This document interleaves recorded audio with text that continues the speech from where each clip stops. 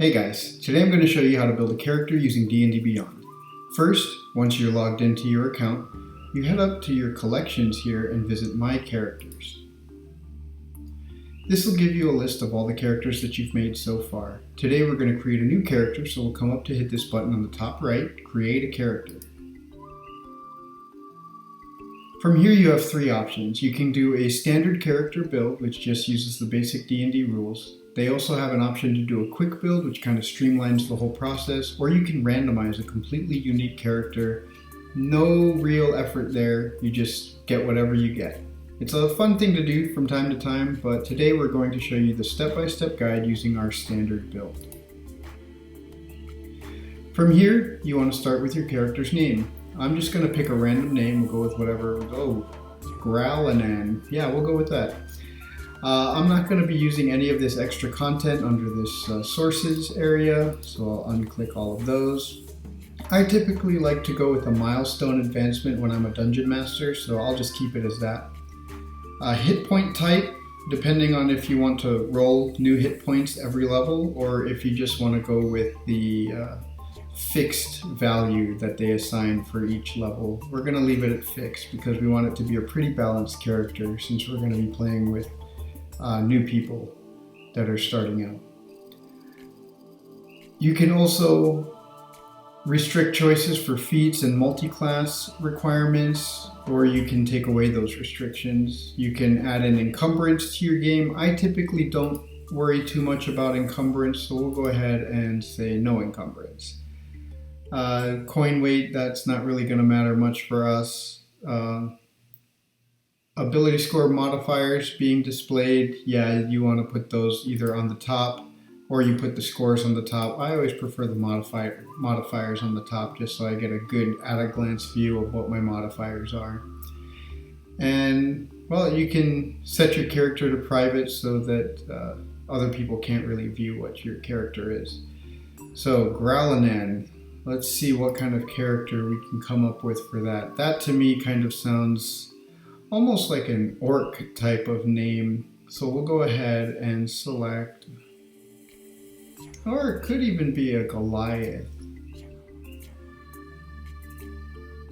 Yeah, let's go with orc. I like orc. So orc is not one of your standard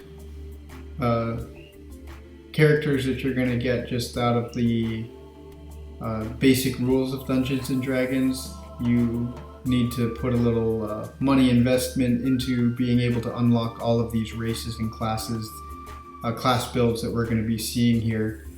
So from here, once you've selected a race, you can kind of get an overview of what they look like. So here you can see the orcs' racial traits, +2 strength, +1 constitution. They have dark vision, which I always love. Aggressive, primal intuition, and powerful build. Those we'll be able to take a look at in just a bit. So scrolling down a little bit, you'll see your ability score increase. That gives you the typical age of an orc that you'll have an adventurer running. Typical alignments that you see, the size of your character, mostly going to be medium, but it gives you an idea of height and weight if you want to personalize your character in that way, which I always love, putting as much detail and backstory into my characters as possible. You also have your base speed, your base walking speed, typically 30 feet for medium-sized creatures, which is perfect right there. It gives you a description of dark vision, and here it shows you your other racial traits, so aggressive, primal intuition, and powerful build. So we can look here, aggressive. This is a pretty unique one for the orc. As a bonus action, you can move up to your speed toward an enemy of your choice that you can see or hear. You must end this move closer to the enemy than you started. That's a really good one, especially for one of those frontline fighters. A tanky build, I think, would be perfect for that. Primal intuition, you have proficiency in 2 of the following skills of your choice, and it lists those. And powerful build. You count as 1 size larger when determining your carrying capacity and the weight you can push, drag, or lift. So if we were playing with encumbrance, that carrying capacity would be important, but being able to push, drag, or lift something, that is very important, especially if you're one of the bigger characters in your party. you're going to be the one that they rely on to do all the heavy lifting of things, dragging carts out of mud, pushing big stone or metal doors aside, things like that. And of course, languages here at the bottom. And from here, you can also go to the orc details page. If you scroll back up to the top, it gives you a really detailed breakdown of what an orc is, and this can go on for a while. So you can go through and read that. I always love to read these little pieces of errata on each of the races. It's very, very fun and interesting. So that's an option for you if that's something you're interested in. But for now, let's go back. Let's go and pick our orc. We'll make it an orc. I like that. So we'll just hit choose race. And now we have our orc. Next up, we're going to want to choose a few of these other things. It'll tell you which ones are necessary. So it shows you here again, you just have an overview, your ability score increase, typical age, alignment, things like that. But now we get to choose our primal intuition. That's the skills that we get to choose. So we are going to choose, oh, I love intimidation. So let's go with intimidation. And I think nature. He is in tune with nature. So we'll go ahead and do that. So that is our intimidating orc who is sort of a loner out in nature. It's coming together pretty nicely. We're getting an idea of what he is. So here you can choose your class. You can see I have all of these classes available to me.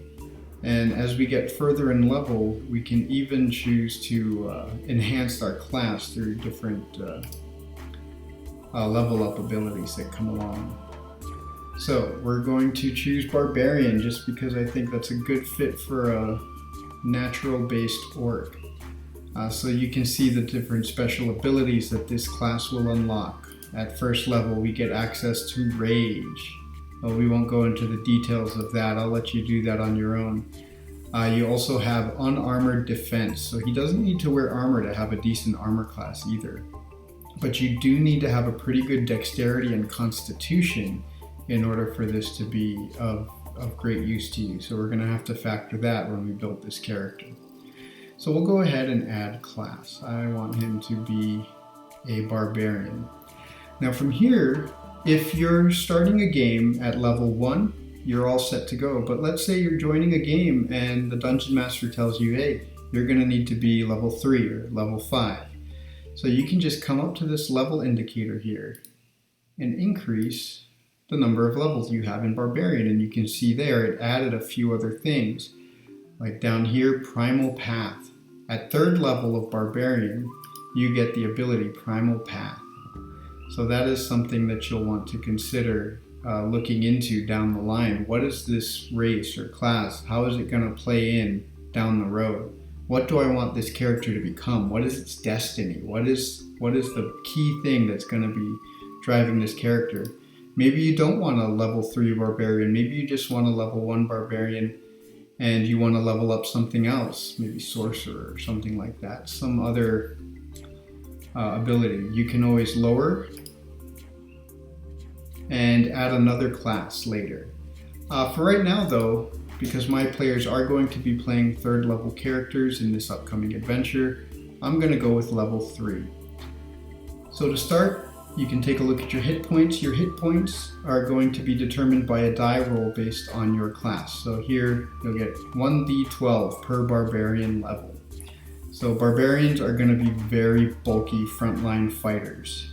Perfect for an orc, I think, with that ability to move up close into combat right away.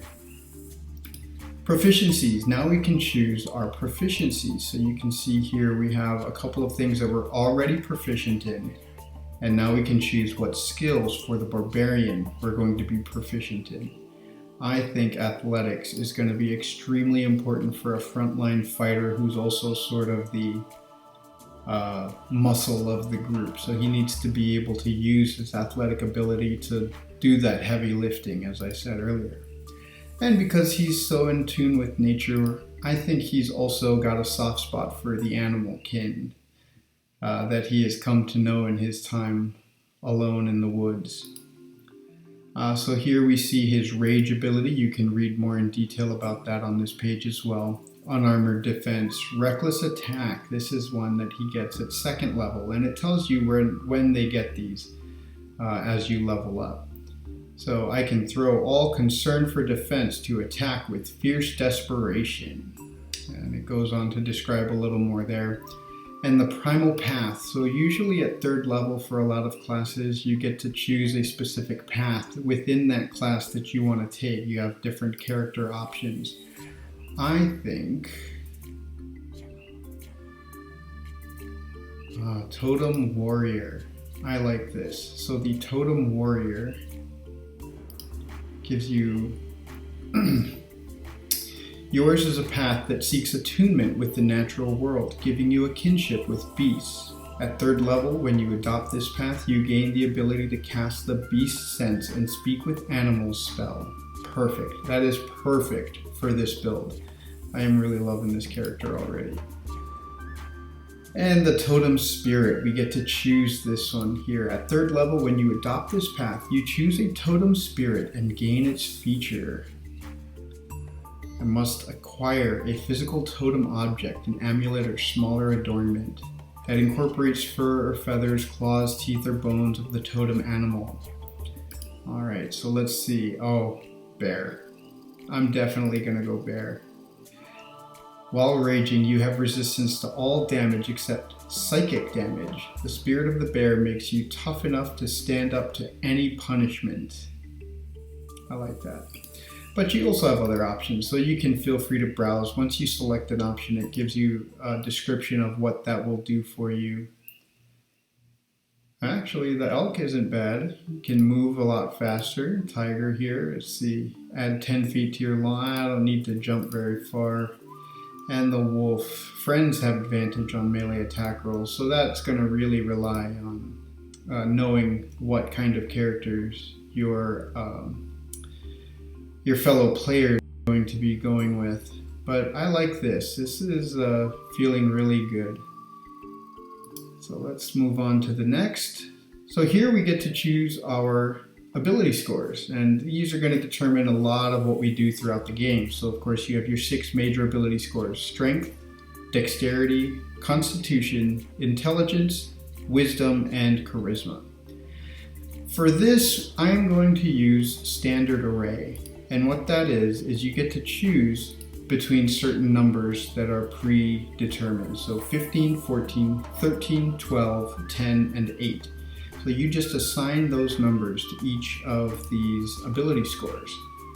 And once you use up one, you move on to the next few and you can choose from those. You can also do manual, so if your Dungeon Master allows you to manually roll your dice, whether it's 3d6 or 4d6 and drop the lowest, that's going to be up to your Dungeon Master. I typically steer away from manual and go for standard array just so that there's a bit of balance between the characters in my game. Or you can do point buy, and what point buy allows is for you to deduct a certain number of points. You have 27 total points that you can assign throughout your character's abilities. So I can do 15 for strength, which will take 9 points away. And let's say I want to do another 15, so that's another 9 points down. So now I've only got 9 points remaining. So it's not a lot of wiggle room for this. I maybe go for 11 with dexterity. I'll go, he doesn't need to be that smart. We'll say 10 intelligence, wisdom. I think he's not that dumb. And then charisma. We'll keep it at 9. So that just gives you an idea, but I'm not going to use point buy. I'm going to use standard array. I want him to be strong, so we'll set 15 as his strength. For constitution, we'll go 14. I think his charisma, because he's such a friendly guy towards the animals at least, he'll be a 13. And just because he has a charisma of 13 doesn't mean that he has to be charismatic to everybody. Maybe he just wants to be that person who is kind to animals and kind of shies away from other people. So you can choose certain character traits like that. I think he needs to be pretty nimble to be up front, especially if he's not wearing a lot of armor. He doesn't need to be very smart. or wise. He's just kind of a brutish type of guy. So here we see it modifies our ability score. So let's take a look at strength here. So for strength, we chose 15 using that standard array method. But here it accounts for our modifiers, our racial bonus. You can see it adds +2, so our total score is 17. So that's just assigning ability scores, and we'll move on from there. Oh, the name didn't save. Let's see. I can't remember what it was. There we go, Thradark. That's awesome, I like that one. Okay, so here we can choose a background for our character there. Outlander, yes, I like that. So now we get to choose, based on our background, other new skills and proficiencies. Yes, I'm gonna choose Persuasion. Tool proficiencies here, we get to choose a musical instrument. I think, you know, being out in the wood, you don't have a whole lot, so you can just tuck a flute onto your belt. Just slide that right in there. So he's proficient with a flute. And the language, I have a feeling that he has come into contact with a number of elves wandering the woods as he has. So we will choose Elvish. A background feature here kind of gives you an idea of what this background offers to you. And it gives you an idea of characteristics that you can have. So you have personality traits, ideals, bonds, things like that. So you can go through your list and choose from those. We'll skip this for now because it's not essential for our character building at this point. We just kind of want to get the nuts and bolts down. Character details, similar to that, but here you can choose your alignment. And I think he is going to be neutral good. I know he's an orc. A lot of people associate orcs with being evil, but it's not really, I never really found that races need to be bound by any certain alignment, especially more of these intelligent creatures, you know. Everybody has their own motivations, everybody has their own worldview and leanings, how they want to choose to live their life. So I think restricting races to certain alignments has always been kind of an odd thing for me. Faith, we'll leave that blank. He hasn't chosen a god that he wants to worship in the world at all yet, so he's going to stay kind of neutral on that. And his lifestyle, he lives a pretty poor lifestyle. So he just kind of lives on his own out in the middle of nowhere, doesn't really deal with many other people. He's able to survive on his own, so we'll go with that squalid lifestyle. Here you can choose your physical characteristics, everything from your hair, skin, eyes, height, weight, how old you are, gender. So all of these different choices. For now, I'll just leave that blank. Personal characteristics, this is where you would see your personality traits, ideals, bonds, flaws, the things that we saw up above over here. And you can also create notes on certain people that you've met as you go along. If your dungeon master is well organized and has a bunch of pre-written backstory and other things like that, you can incorporate that dungeon master's world and backstory into your own character. I love creating backstories, and here they just give you a blank page to write. I would literally fill up pages of notebooks with backstories for D&D characters that I've wanted to create. But for now, we'll just kind of leave it alone at that. You can do that on your own time. Moving on from here, we can choose our equipment. This can be pretty easy if you're just going to be starting out. You can choose to select either equipment or gold as your starting equipment.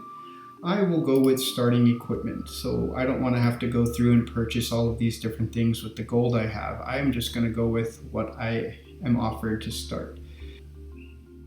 I think a war hammer is the way to go. I think we'll go with the 2 hand axes. If you're a forest dwelling guy, you need to cut through the brush. So here it also tells me I've automatically selected an explorer's pack. I have a staff, which is perfect if you're trying to probe ground for traps or anything like that, spring traps, foot traps, anything of the sort, pitfalls.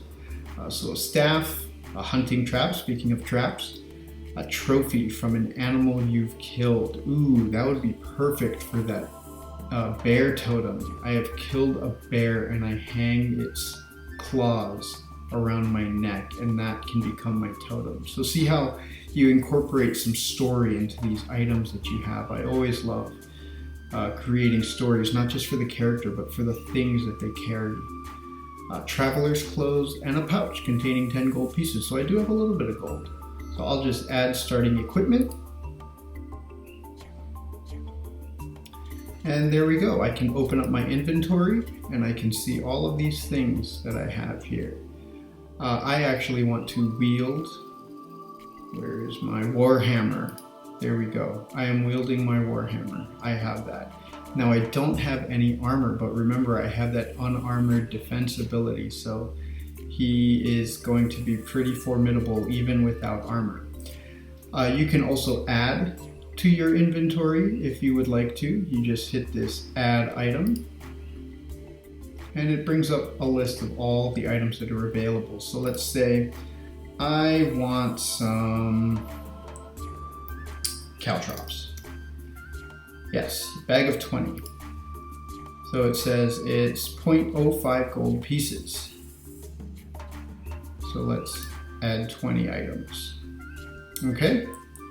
And maybe instead of caltrops, I also want a whip. Remember I said nobody ever uses a whip. So let's open it up. That will be 2 gold pieces. So I will add that. All right, so now that I have selected those items I wanted, let us go back to my inventory. And here is why I love the whip. It's a finesse weapon and it has reach. It deals slashing damage. It's not much, but I could imagine that I would do a lot of things outside of combat with the whip. I'm thinking Indiana Jones type stuff. So we will keep that there. I'm not going to wield it. I don't need to wield the whip. So there you have it. I have my possessions all set up there. And you can also take a look at your currency. And so I have 10 gold pieces, but I spent 2 of them, so I'm going to deduct the 2 gold pieces that I spent. So we'll go ahead and leave that there. Next, you can go ahead and view your character sheet on the next page. This is it, you are done. I'm going to hit view character sheet. And this is so much fun. D&D Beyond sets it up perfectly now. So this is a fully interactive player character sheet. I can do everything from here. If I want to make an attack with my warhammer, I just hit my hit DC. That's going to roll a d20 for me. 11, total 16. That could hit a good number of creatures, so we'll say it hits. I just hit this button here to deal its damage. Oh, there we go. 7 plus 3, 10 damage, so that's great. Also from here you can see other actions that you can take, unarmed strike, things like that. It gives you options for your bonus actions that you can take as well. So you have 2 weapon fighting. I can do 2 weapon fighting if I wanted to, but he's wielding that great hammer there, so no need for that. I can enter a rage for 1 minute, and it tells you what happens with that rage. You also have your reactions. Opportunity attack is the only one I have available to me. I don't have any spells or spell-like abilities other than speak with animals and beast sense. And so you can take a look at those as you go. And then it gives you your limited use rage there. And here you have access to your spells as well. And so you can go ahead and just click on the spell. It gives you an idea of what the spell is and what it does, and it even tells you the source. So this one comes from the Player's Handbook, page 217. And the same with Speak with Animals. You can just get a quick view of what that ability does. Equipment, same thing. I have access to all of these. You can open up the caltrops that I got. It tells me exactly what the caltrops do. Same with the bedroll, everything. And if your dungeon master is really cool and builds all kinds of custom weapons or equipment that you can use. They can put their own little descriptions, or you could even ask your dungeon master, if you have a piece of equipment, hey, can I homebrew a little bit of this? Type in another type of description for it. Features and traits. Here you can go over all of the features and traits that your race and class provide for you. This will be your description. So I didn't really put much of a description. I don't have any of the ideals or anything, but you can always add them right here. I can select what I want right here on the page. It is perfectly executed. You can add in notes, like we said, your organizations, allies, enemies, backstory, backstory, backstory, backstory. I love it. And here you can do sort of searches and things like that, anything that you've added extra to your character. Also, if you are doing ability checks, saving throws, anything like that, you can do this here as well. So let's say I needed to make a strength saving throw. I just go ahead and hit that +5. It tells me 15. Okay, so I needed a 12. Sure, I save. But now let's say I have to make an intelligence save. Well, not bad, not bad. I don't think he would have saved on much there though. And you can also do the same with your skill checks. Athletics, I just hit that +5. Terrible. Wow. Not that great for such a strong dude. So those are all the things that you have access to there. If I needed to just make a straight up strength check, not using acrobatics, animal handling, any of those regular skills, I can just roll that there. Oh, that is awful. But it is that there. You can also roll for initiative on D&D Beyond, and you can also take damage and heal your hit points. So if I take damage, I just hit that damage button. Sorry. I'll say 3, and then I hit that damage button. It reduces hit points from my total. Let's say I heal 3. I just hit heal, and I am back to normal. So that is a pretty good overview of the character sheet. You also have options on the top here to take a short rest, long rest, and it will automatically reset your abilities. And that is the basics of building a character using D&D Beyond. Thank you guys for watching, and hopefully you keep coming back for more content.